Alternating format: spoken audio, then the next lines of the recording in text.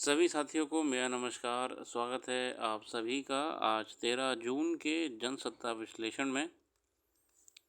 आइए शुरू करते हैं आज का जनसत्ता विश्लेषण और देखते हैं कौन सी खबरें हैं हमारे लिए महत्वपूर्ण। प्रथम पृष्ठ पे हमारे सामने एक बहुत ही दुर्भाग्यपूर्ण घटना कुवैत में आई है, जहाँ पे एक बिल्डिंग में आग लगने की वजह से भारतीय मजदूर जो उस बिल्डिंग में रह रहे थे, अधिकतर उनकी मौत हो चुकी है। ये कहा जा रहा है कि शायद ये घटना आग जानबूझ के लगाई गई लोकल्स द्वारा, ये कहा जा रहा है, मतलब कि पुष्टि नहीं हुई है। इस पूरी बिल्डिंग में मजदूर रह रहे थे और बिल्डिंग में अचानक से आग लग गई और पूरी बिल्डिंग जल के खाक हो गई है। भारतीय दूतावास ने इसको संज्ञान में लिया है और इससे संबंधित अधिकारियों को तलब भी करी है।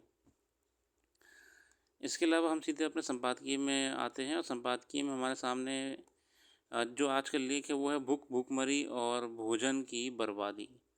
और ये लेख लिखा है चेतनादित्य आलोक जी द्वारा। भारतीय संस्कृति में सर्वभुवन् सुखिनः सर्वे सन्तु निरामया सर्वे भद्राणि पश्यन्तु माँ कश्चित् दुःखभाग् भवते की भावना के साथ समस्त जीव जगत के कल्याण की बात कही गई है। वहीं वसुदेव कुटुंबकम की भावना से संपूर्ण वसुधा को ही एक परिवार के रूप में स्वीकार करती है। हमारी संस्कृति ने जीवन में एकल को स्वीकार करने, उसका मानवर्धन करने या उसकी ओर अग्रसर होने की बात नहीं सिखाई, बल्कि एकल की जगह सकल की स्थापित करने का कार्य किया। हमारे पूर्वजों ने व्यष्टि के स्थान पर समष्टि के महत्व और प्राथमिकता दी है। हमारे ऋषि मुनियों ने सिखाया है कि इस नश्वर संसार में मैं का कोई महत्व नहीं है। यहाँ तो हम के बिना मनुष्य के जीवन में कुछ होने ही वाला नहीं है। वैसे यह सच है कि मनुष्यता का ऐसा औदित्य भाव, संस्कारों की ऐसी सरलता और ऐसी सांस्कृतिक गहराई दुनिया के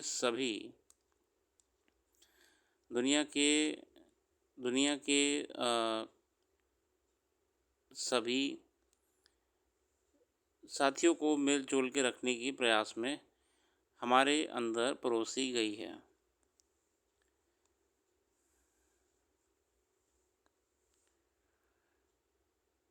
मगर क्या कारण है कि समस्त जीव जगत कल्याण की चिंता करने वाले समाज आज स्वयं इतना लापरवाह और लाचार हो गया है? वैश्विक भूख सूचकांक 23 के मुताबिक 28.7 अंक के साथ भारत से भूख का स्तर गंभीर है। हाल ही में संयुक्त राष्ट्र की ओर से भोजन से जुड़ी दो बेहद महत्वपूर्ण रिपोर्ट आई। इनमें एक भोजन की बर्बादी से संबंधित है और दूसरी भोजन के अभाव में और भुखमरी से जुड़ी है। गौरतलब है कि संयुक्त राष्ट्र ने भोजन की बर्बादी वाली रिपोर्ट को अधिक महत्व प्रदान करते हुए पहले प्रकाशित किया और भोजन के अभाव यानी भुखमरी वाली रिपोर्ट के बाद में जारी किया। संभव है कि संयुक्त राष्ट्र ने ऐसा सोचा भी नहीं होगा और इन रिपोर्टों के आगे और पीछे होने के कारण महज कोई तकनीक अवरोध, अड़चन या उन समितियों की कार्यप्रणाली रही हो जो इन्हें तैयार करती है।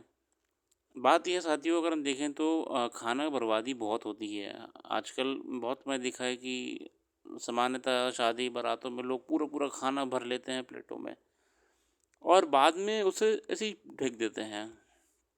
ये तो फिर भी हम शादी बारातों की बात कर रहे हैं, कौन सा हम लोग डेली शादियों में जाते हैं।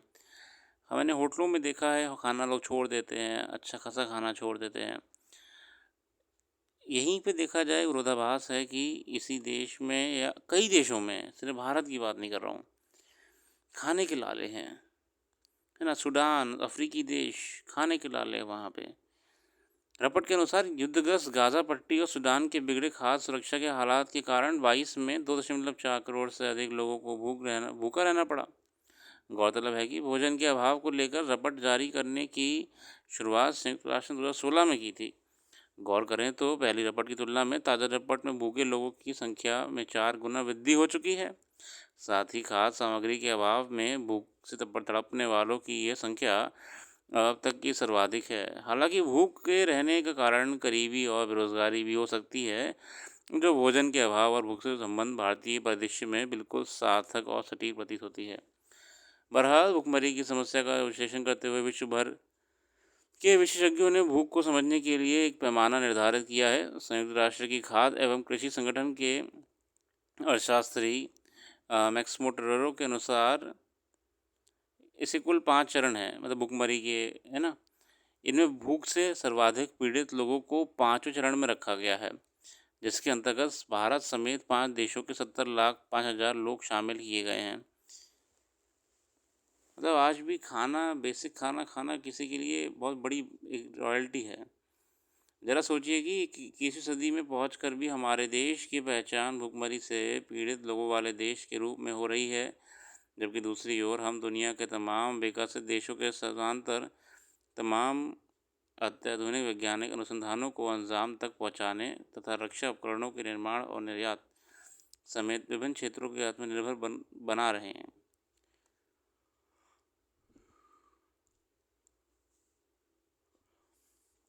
भारत के अंत में जारी संयुक्त राष्ट्र की अधीनस्थ इकाई संयुक्त राष्ट्र पर्यावरण कार्यक्रम की खाद्य बर्बादी सूचकांक 24 की रिपोर्ट में कहा गया है कि रोज़ाना दुनिया में जितने लोग भूखे सो जाते हैं उससे कहीं ज़्यादा अनाज बर्बाद हो जाता है, जिससे सबसे बड़ी भूमिका होटल और रेस्टोरेंट वाले निभाते हैं।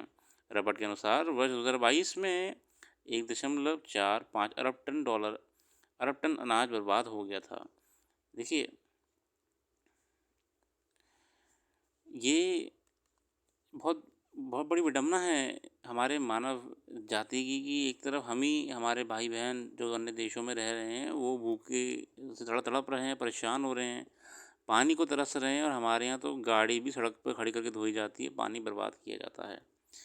अब क्या कहें, समय रहते हमको एक सिविलियन के तौर पे एक समझदार नागरिक के तौर पे इस पे खुद से एक्शन लेना चाहिए, ना कि हर समय सरकारों को कोसें हम। सर, अगले लेख पे आते हैं। ये है साख पर सवार चिकित्सा विज्ञान के स्नातक पाठ्यक्रम के लिए आयोजित राष्ट्रीय पात्रता और प्रवेश परीक्षा यानी नीट की धांधली के आरोपों को सर्वोच्च न्यायालय ने गंभीरता से ले लिया है।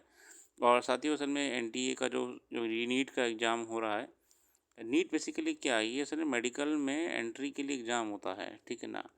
अगर एक बच्चा है, उसे डॉक्टर बनना है, तो उसे नीट वाला एग्ज़ाम देना ही पड़ेगा। ये एंट्री लेवल का एग्ज़ाम होता है। इसके बाद जो आपकी रैंक वगैरह आती है, उसके आधार पे जो भी मेडिकल कॉलेज में कट ऑफ तय करी जाती है सीट्स के ऊपर। जैसे मान लीजिए मेडिकल कॉलेज में एमबीबीएस पे, बीडीएस पे, बीएमएस पे, बहुत सारे कोर्स जो मेडिकल के होते हैं, कट ऑफ तय करी जाती है। तो आपकी जो भी रैंक आई होती है, उस रैंक के आधार पे आपको वो कॉलेज अलॉट हो जाता है, ठीक है।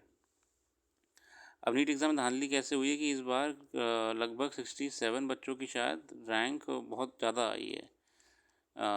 वहाँ 720 में 720 नंबर तक लोगों के आए हैं, जो कि एक rare of the rare, mathematically देखा जाए तो rare of the rare condition है। तो धांधली के आरोप लगाए गए हैं। कुछ लोग तो ये भी कहेंगे, कुछ कोचिंग माफिया जो कोटा के हैं, नामी कोचिंग इंस्टीट्यूट्स हैं, मतलब लोग कह रहे हैं बस, उन कोचिंग इंस्टीट्यूट्स ने पैसे देकर ये काम करवाया है, क्योंकि लगभग जितने भी टॉपर फर्स्ट रैंकर्स हैं, ये बड़े इंस्टीट्यूट के ही बच्चे हैं।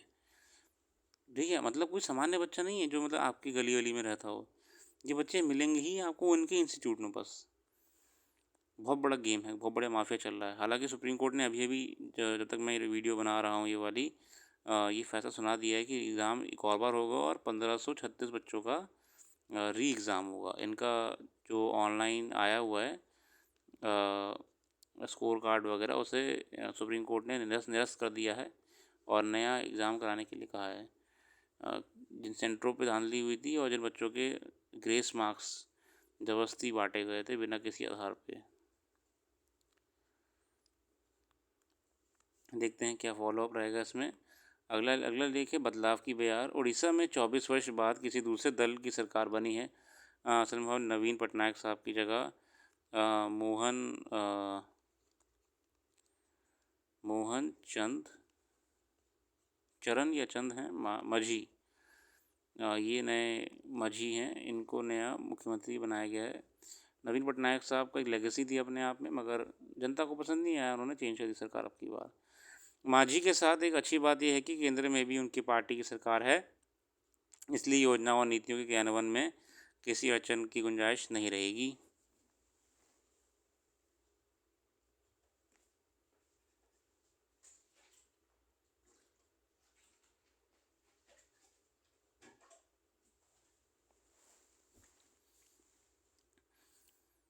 मगर विकास परियोजनाओं के चलते नियमगिरी जैसे कुछ इलाकों के आदिवासियों की ज़मीन अधिग्रहण को लेकर जो नाराज़गी देखी जा रही थी उन्हें ज़रूर मांझी सरकार से काफ़ी उम्मीदें हैं।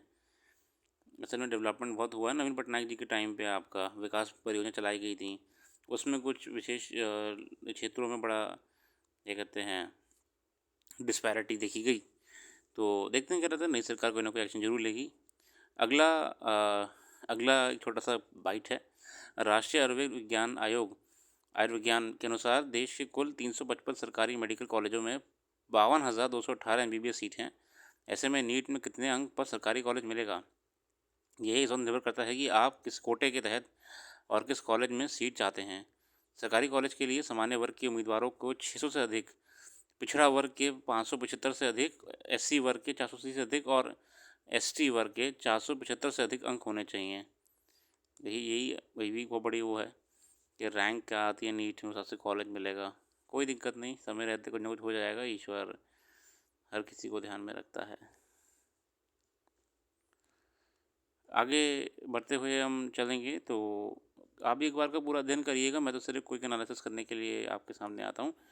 और आज से रखते हैं, जो भी करंट अफेयर्स यहाँ पे हमने मिस कर दी वो आपको हमारी वेबसाइट पे मिल जाएगी। वेबसाइट का लिंक डिस्क्रिप्शन में मौजूद है।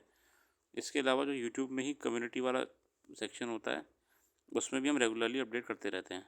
ठीक है, तो अपना कीमती समय देने के लिए बहुत बहुत धन्यवाद। आपका दिन शुभ हो।